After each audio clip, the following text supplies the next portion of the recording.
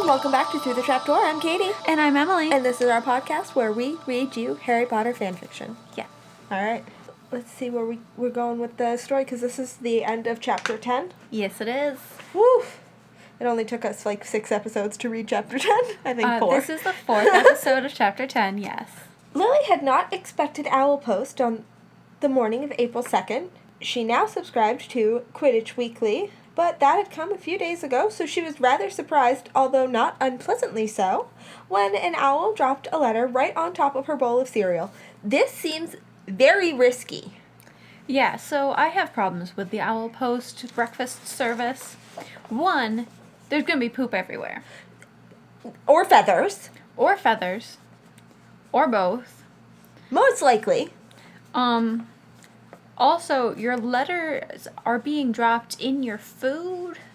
So, not only are you getting a letter that was either in a bird's mouth or in a bird's feet, touched by God knows how many other human beings' hands, dropped into your food, but then your parcel is wet or covered in food.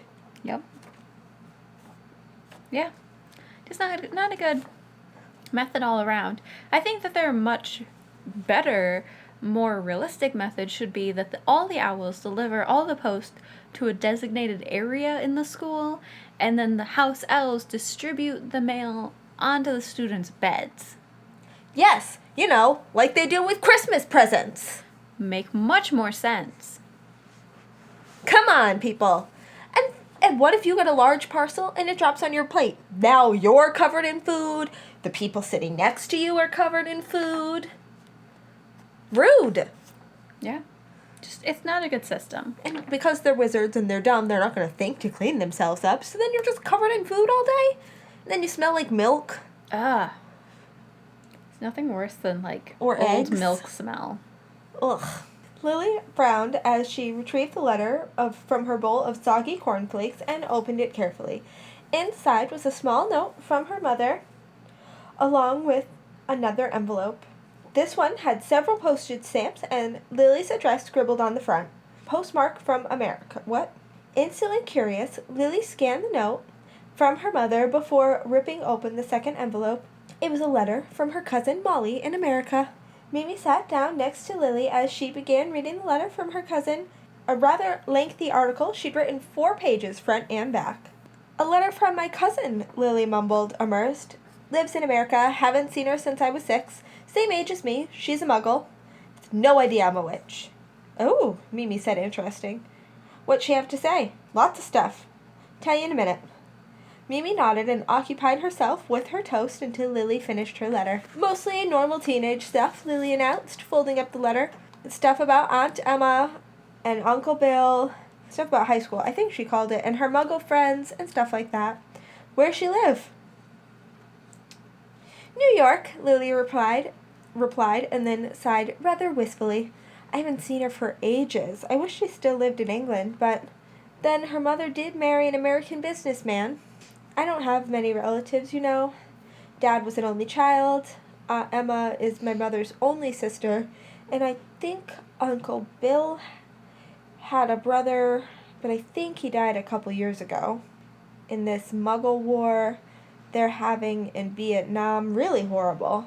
And all my grandparents have been dead for ages, so Molly's really the only cousin I have, and I never get to see her. She ought to be more interested in dumb old Petunia anyways. She obviously doesn't hate me. Wow, Mimi said softly, raising her eyebrows. You never told me all that before.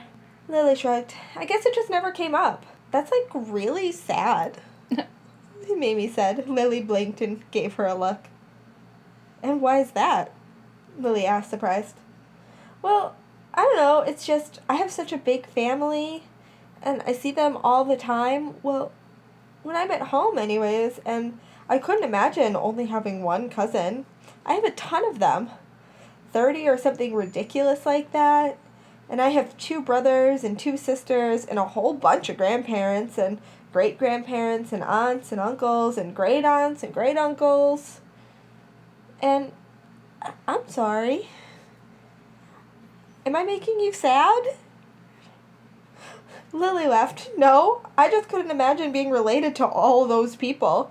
How in the world keep track of them all, first of all? And secondly, how could you stand being around all of them all the time? My family drives me crazy. Mimi shrugged. Couldn't tell you that. I guess I'm just used to it or something. Their conversation was brought to a rather rude halt as the first bell rang. Sighing, it was almost time for class. Damn, Lily said. I have to go. Arithmetic's pretty far. See you in charms. Slinging her bottomless bag over her shoulder. This thing is getting heavy, she muttered as she left the great hall. Better put a weightless charm in one of these days. Or maybe just clean out your bag. Also that. But if your bottomless bag didn't have a weightless charm on it, what are you doing? Yeah. The next day at breakfast, everyone was gossiping about the new edition of the Daily Prophet.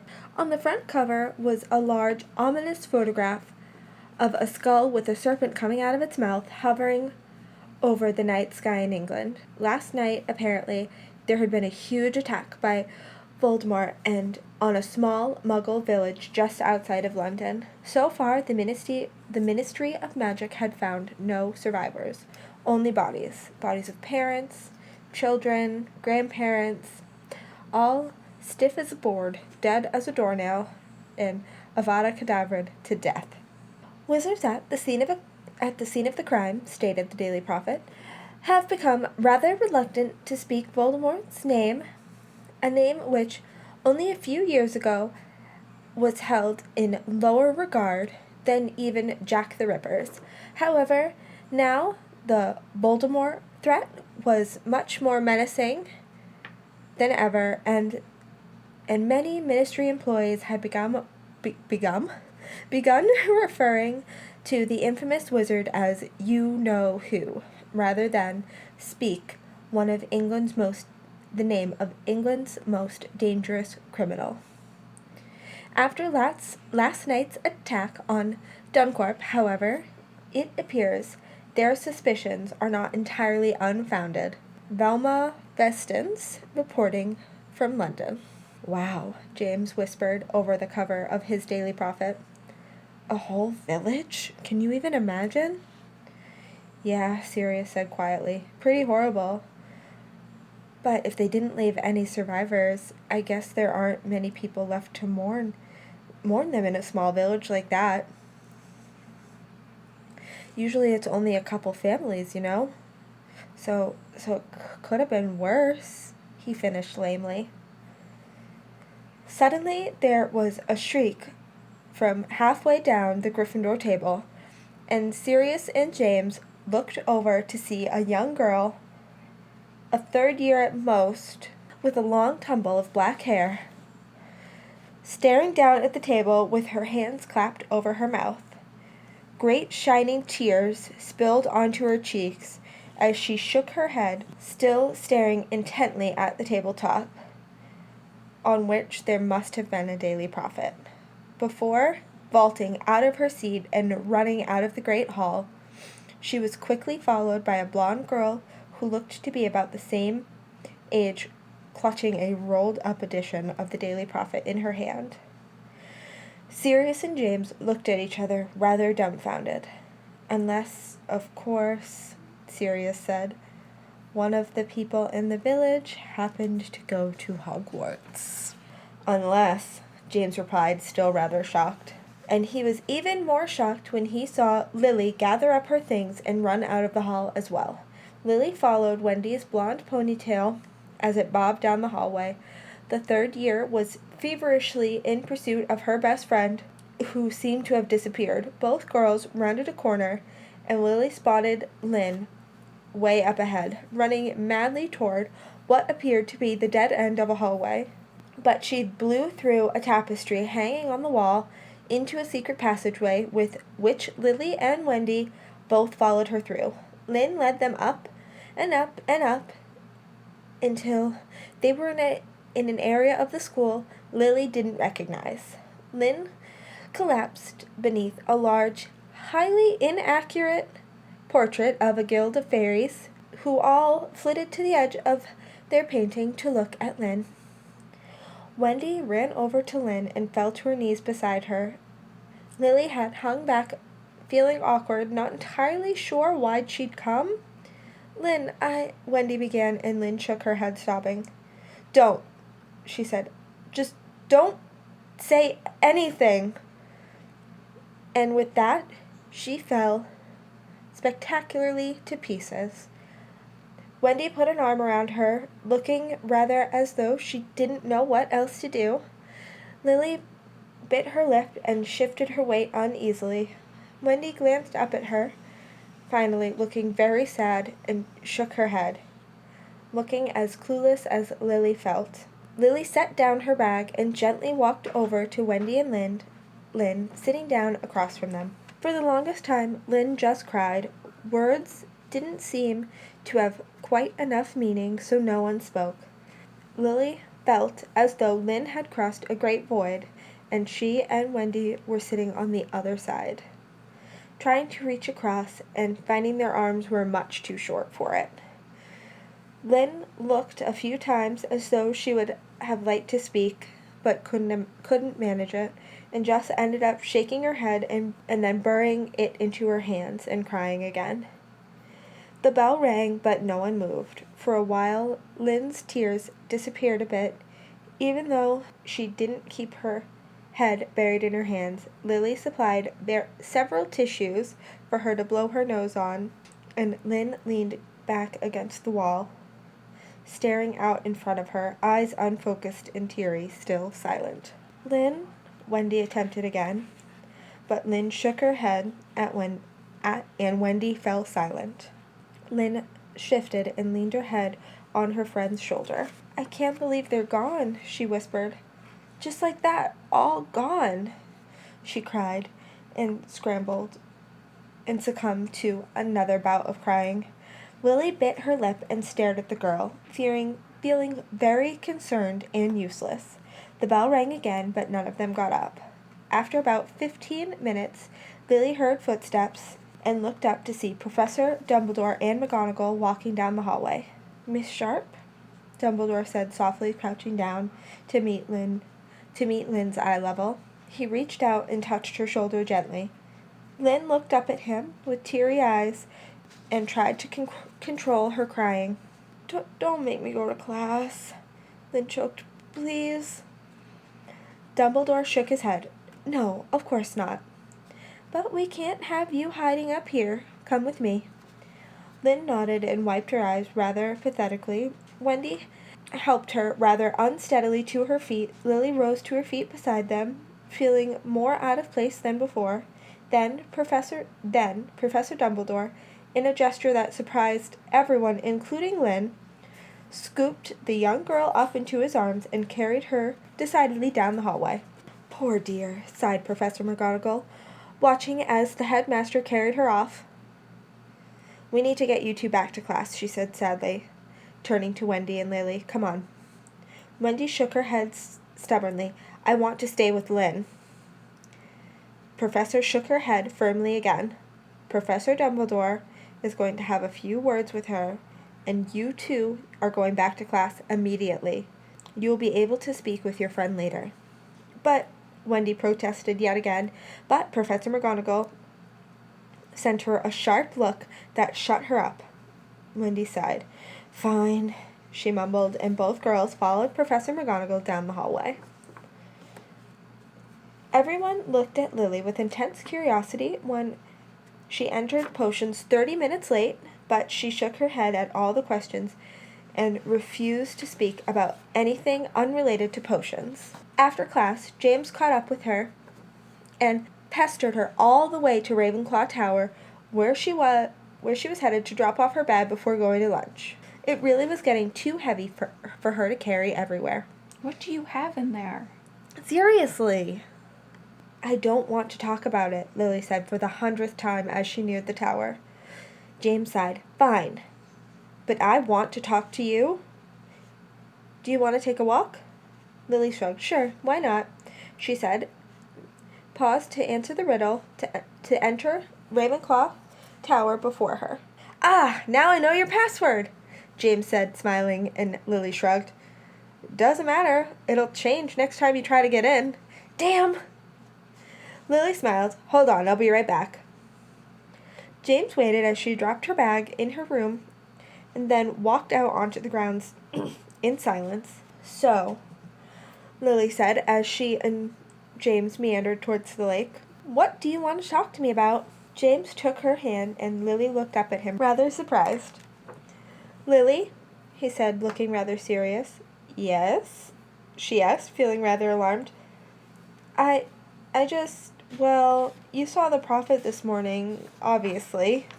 "Right," Lily agreed, nodding and staring at their entwined hands.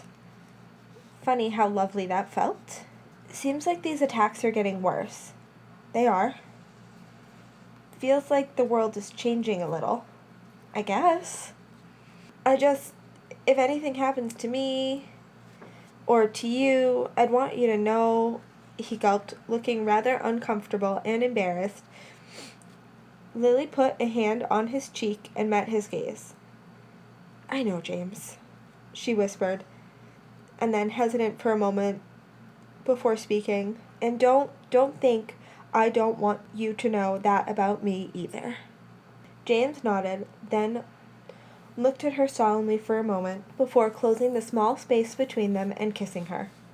Funny how lovely that felt, too. "I don't think so. You kind of both just admitted you loved each other." Yeah, it's not funny anymore. "Yeah. That's just kind of how it is. Yeah. That's just, it's just what love is. It feels nice." Kind of like the whole, if she's dead lipping you, there's probably a reason she's slapping you. Right. April crept by slowly. Classes became long and arduous, and Lily was grateful for the small reprise Saturday morning gave. She had become so thorough in her work that it all took longer than usual, and as a result, she was always cooped up in the library during Saturday evenings and through all of Sunday. Saturday morning was a nice time for her to relax. On Sunday, the weather cleared up spectacularly, and nearly the entire school was sprawled out on the lawn enjoying the sunshine.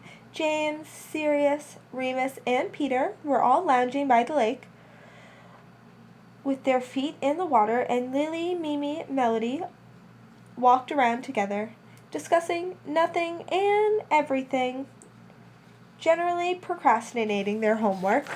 Sirius and James hailed them over, and they enjoyed the boys by the lake, where James was taking a great deal of enjoyment, lazily playing with a golden snitch, which he had somehow nabbed, and Peter was watching him in awe as he let the snitch float a foot or so away before snatching it from mid-air. Mimi and Remus had gotten into a conversation about astronomy. Lily and Melody were discussing plans for the summer. Melody's uncle had recently owled her to invite her to America, and Melody wasn't entirely sure she still wanted to go. And Sirius was watching James and Peter's reaction to James with detached amusement. Friday was not turning out to be a very good day for Lily. After spending a long night of studying for a charms test, she had overslept and ended up late for charms, where she nearly didn't finish the exam within the class time. "You take class with the other people in your year group?" Why did none of them wake you? "Seriously. You've got at least 4 other roommates." One of them you're good friends with. "Why didn't she wake you up? I'd be so pissed." I'd be so mad. "This is not like a Hermione situation where the other girls in her dormitory were kind of bitches." Yeah, like you're legitimately friends with one of them. "Mimi, why didn't you wake her up?" Come on, girl. "Come on." By lunch, she was feverishly hungry and didn't perform very well near the end of her biology class as a result. She had nearly gotten her arm bitten off by a venomous tentacular and managed to get Alice's hair caught on fire. Good. How is fire and a venomous tentacular happening in the same herbology class? What greenhouse are you in? By the time Lily stormed into the dormitories to drop off her bag before lunch, She was in a very foul mood. She tossed her bottomless bag onto her bed and tossed her wand carelessly on top of it. It was getting rather dirty and needed to be polished, and she wouldn't remember if she had kept it in her pocket. Before leaving the dormitory for lunch, an occasion which, thankfully, passed without much event. Upon her return to her dormitory, Lily discovered that her wand was no longer on top of her bottomless bag. "Damn it!" Lily yelled, figuring the stupid thing had fallen into her bag rather than landing on top of it. Well, she was in certainly no mood to look for it now. It took long enough for her to find her large books in that bag. Why bother looking for a small, thin stick of wood? She'd never find it without someone else's help. "I hate today," Lily said disappointedly, as she then crawled into bed and pulled the covers over her head and eventually tried to fall asleep. She woke abruptly at 11:13 p.m. for no apparent reason and then suddenly remembered she still needed to find her wand. Feeling groggy and vaguely in need of brushing her teeth, Lily leaned over the side of her bed and groped for her bag. She located it and dragged it towards her, pulling it far open and peering inside. There was a little light in the dormitory, but not much. She couldn't see very well, but that hardly seemed to matter. Her eyes refused to focus, and she just groped blindly for her wand, yawning. It's like, also, 11:13 is not that late. She went to sleep immediately after lunch. Jesus! Should she not have afternoon classes? I think she might have just slept through all of them. Lily's hand hit several books, a few rolls of parchment, and even her quill, which tickled her hand, but she was having no luck finding her wand. Sighing, she forced her eyes to focus, peering into the bag again. Her eyes were sharp, and she picked out the figures in her bag rather more clearly than she'd expected. Quill, book, ink bottle, parchment, book, another quill. No, wait, that wasn't a quill. That was her wand! Success! Lily reached her hand eagerly for the wand, but instead of grabbing it, she simply buried it beneath a large pile of books. Apparently, her fingers weren't as weak as her eyes. "No," Lily moaned. "This is not happening." She stretched her arms and grabbed for it, but to no avail. "Damn it," she whispered, and poked her head into the bag again, searching for the lost wand. She spotted it. It was way down in the bag, but if she leaned over a little more, she could get it. No, not yet. A little more. Just a little further. She wasn't getting it. Lily wriggled over the side of her bed a little more, stretching her hand as far as it would go, but her arm simply wasn't long enough. She leaned over as far as she possibly could, so she almost lost her balance, and the tips of her finger made contact with the wand. Lily leaned over just a bit more so her fingers could close around the wand, and she lost her balance, finally toppling over the side of her bed, falling head first into her bottomless bag. Fingers closed firmly around her beloved wand. "Where's Lily?" Mimi asked of Matt and Susie the next morning at breakfast. Matt shrugged. "Like, I know. Don't you sleep in the same dormitory?" "Yeah, but when I woke up this morning, she was already gone." "I haven't seen her yet either," Susie said. "Huh," Mimi said, frowning into her oatmeal. "Well, I don't imagine she'd miss the game. I know she's not commentating again. McGonagall would kill her, so she can't already be there. Knowing her, she's finishing up some homework or something," Matt said. "There's a thought," Mimi said. "I suppose you're right. Oh well, I suppose we'll see her at the pitch."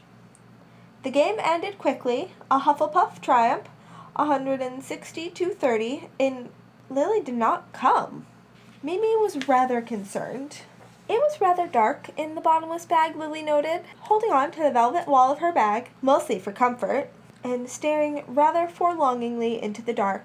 She would have lit her wand up, but she didn't think it would do her much good. What would she see? A way out? Not likely. Probably she'd just see the black abyss that formed the theoretical bottom of her bag, and began feeling utterly depressed. Of course, she could light her wand up and read a book, There was no shortage of them in here. "Hello?" Lily called from the darkness. "Is anyone there? I'm stuck. Hello?" Her voice echoed into the abyss, and there was no reply. "Lily?" Mimi called out, striding into the girls' dormitory immediately after the game. "Are you in here? Lily?" A muffled shriek came from somewhere near Lily's bed. "Lily?" Mimi asked, whirling around, but all she saw was Lily's bottomless bag laying rather haphazardly at the foot of Lily's bed. "Huh?" Mimi said, frowning, and walking over to Lily's bed, picking up the bag. "How? I thought this bag was getting too heavy, but now Lily's inside of it. Wouldn't it be?" It'd be even heavier. Unless she'd finally put a charm on it. Maybe. Oh my. Maybe James will know what's become of her. Maybe this has a tracking charm on it or something.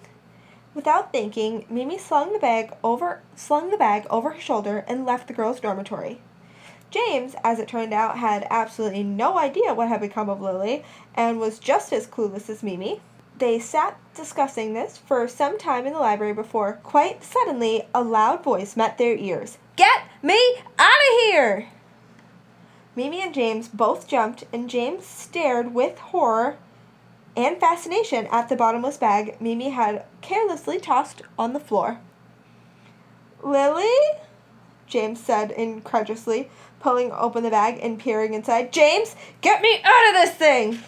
Lily cried, looking up at him desperately.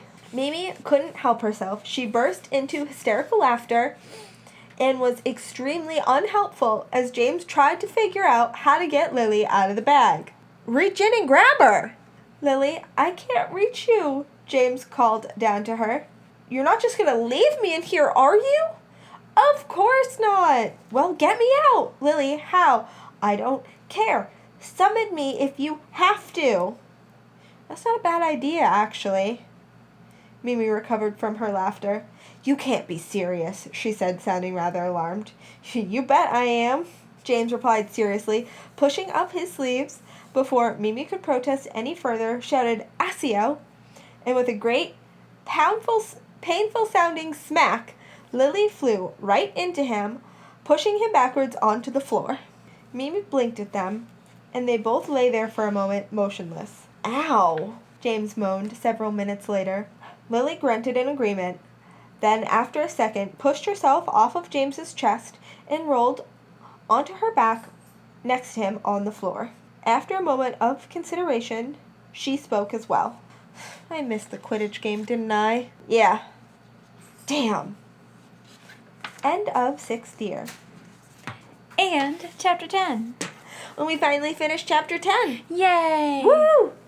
Alright, so I guess we'll see you guys in a week. See you guys next week. Bye! Thank you so much for joining us on our journey through the trap door. Please leave us a review on Facebook or iTunes. It would literally mean the world to us. It really would. You can find us on Facebook and Instagram at Through the Trapdoor 16 or on Twitter at The Trapdoor. And please send us an email at throughthetrapdoor16@gmail.com with any story suggestions. And as always, join us again next Saturday as we travel through the trapdoor.